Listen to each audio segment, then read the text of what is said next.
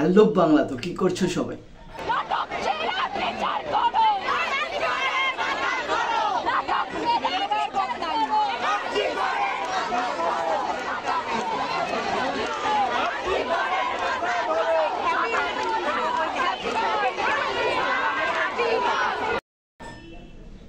হ্যাঁ, এটাই করবে।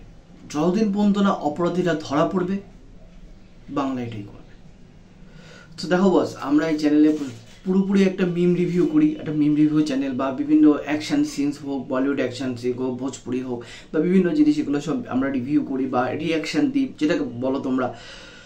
তো বিগত কয়েকদিন ধরে সত্যি ভিডিও আসছে না এবং বানাতে পারছি না, যা চারিদিকে পরিস্থিতি, এবং তার মধ্যে থেকে যে এইসব ভিডিও বানাবো বা এরকম একটা রিয়াকশন ভিডিও বানাবো, সেটা স্বাভাবিক একটা মানসিক অবস্থা নেই এবং মন সত্যিকার ভালো নেই। কারণ যা ঘটনা ঘটে গেছে সেটা সত্যি মানে মানা যায় না, সত্যি কথা বলতে মানা যায় না। এটা মানে বললাম না, ভাষা পাচ্ছি না, এবং যে ভিডিও বানাবো সেটা হলো কোনো এন্থ বা কোনো কিছু পাচ্ছি না, কিন্তু কথা বলতেই হতো, কথা বলাটা দরকার ছিল। কারণ চারিদিকে যা ঘটছে এবং ভবিষ্যতে যে ঘটবে না, তার জন্য যে একটা দৃষ্টান্তমূলক শাস্তির দাবি, এটা খুব দরকার বর্তমানে। তো সেরকমই আমরা কিছু কিছু এখন অ্যাক্ট্রেসদের দেখব, তাদের সত্যি অস্কার পাওয়ার যোগ্য, তারা সত্যি খুব ভালো অ্যাক্টিংটা করেন। ব্যাপারটা হচ্ছে যে তাদের খালি প্লেসমেন্টটা ভুল হয়ে গেছে। অ্যাক্টার্স তারা সত্যি খুব ভালো, বিভিন্ন জায়গায় এতদিন ধরে আমাদের এন্টারটেন করে এসেছেন, এবং মানে টাইম বলে না, টাইমিং আর জায়গা যদি গন্ডগোল হয়ে যায় তখন এই ঘটনাই ঘটে।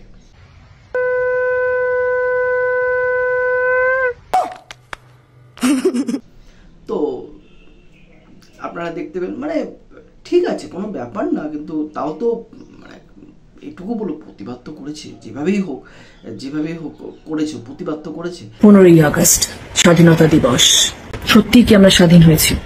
সাব্বাস বেটা। এখানে কি হচ্ছে? আমি হিরো আলম থাকতে আমার এলাকায় তোরা ইফটিজিং করিচ্ছু? উপরে আসমান, নিচে মাটি, তোদের মুখে আমার চোটে। সত্যি কথা, মানে ভিডিওটা দেখে আগে আমরা খিল্লি করতাম, পরিষ্কার কথা, আমরা খিল্লি করতাম হিরো আলমকে, আমরা খিল্লি করতাম, বাংলা কথা, যে ও থাকতে এরকম মেয়েদের ইফটিজিং করা হচ্ছে ওর সামনে, মানে পুরো হিরো, মানে এরকম চেহারা, এরকম ল্যাকপ্যাক চেহারা, তাও ও প্রতিবাদ করছে। আগে খিল্লি উড়াতাম, আগে হাসতাম, পরিষ্কার কথা, আমরা হাসতাম যে ভাই কি সিন ভাই, মানে এরকমও হিরো হতে পারে। কিন্তু সত্যি কথা, আজকের দিনে দাঁড়িয়ে হাসি পাচ্ছে।